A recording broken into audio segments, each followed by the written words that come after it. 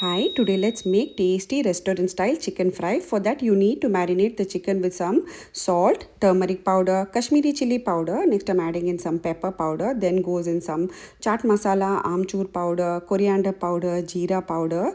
Next I'm squeezing in some lemon juice. Then I'm adding in some hing. Then goes in some gram flour, corn flour, 1 egg and ginger garlic paste. Please note the measurement and the ingredients are on the screen. Now coat and marinate the chicken really very well and let it rest at least for 30 minutes to 1 hour to get that beautiful great flavor.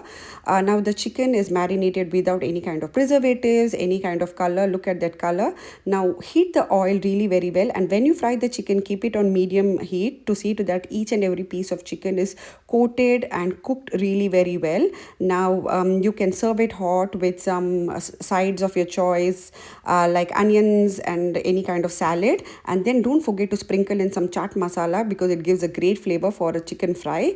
If you like my recipe, don't forget to like, share and subscribe. As I always say, enjoy your food and enjoy.